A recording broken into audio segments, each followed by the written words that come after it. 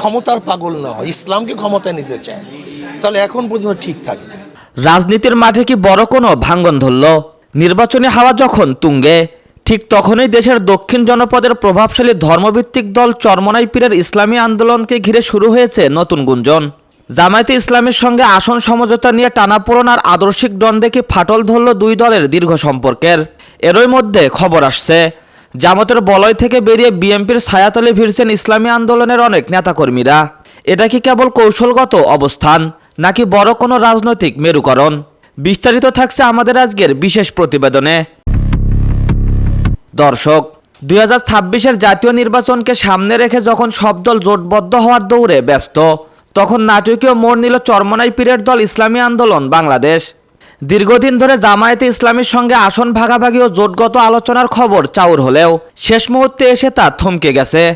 দলীয় সূত্র বলছে, জামাত যেখানে 179 আসনে নিজেদের প্রার্থীর নাম চূড়ান্ত করেছে, সেখানে ইসলামী আন্দোলনের জন্য 47টি আসন ছেড়ে দেওয়ার প্রস্তাব দেওয়া হয়েছিল। কিন্তু এই অসম বন্টনার আদর্শিক প্রাধান্য নিয়ে দ্বন্দ্বে শেষ পর্যন্ত জামায়াতের 11 দলীয় জোটে যোগ দেয়নি চরমনাই পীরের দল।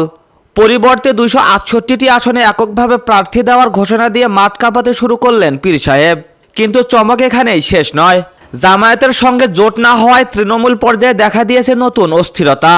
দেশের বিভিন্ন স্থানে ইসলামী আন্দোলন বাংলাদেশের অনেক নেতাকর্মীরা জামায়াত ঘেঁষা রাজনীতি ত্যাগ করে এবার সরাসরি বিএনপিতে যোগ দিচ্ছেন। বিশেষ করে গাজীপুরের শ্রীপুর সহ দেশের বেশ কিছু অঞ্চলে সম্প্রতি কয়েকশো নেতাকর্মী ইসলামী আন্দোলন ছেড়ে বিএনপির পতাকা তলে সমবেত হয়েছেন। তাদের দাবি, বর্তমান রাজনৈতিক প্রেক্ষাপটে ফ্যাসিবাদের বিরুদ্ধে বড় লড়াইয়ে বিএনপির বিকল্প আর নেই। তো দর্শক, চরমনাই পীরের ইসলামী আন্দোলন এককভাবে নির্বাচনে লড়বে, নাকি শেষ পর্যন্ত বড় কোনো জোটে নাম লেখাবে, তা হয়তো সময়ে বলে দিবে। তবে নেতাকর্মীদের বিএনপিতে যোগ দেওয়ার এই প্রবণতা নতুন কোনো রাজনৈতিক ঝড়ের সংকেত কিনা, সেদিকে তাকিয়ে আছে সারা দেশ। ধন্যবাদ, ভালো থাকবেন, সুস্থ থাকবেন। আর রাজনীতির সব ধরনের খবর সবার আগে পেতে আমাদের চ্যানেলটি সাবস্ক্রাইব করবেন।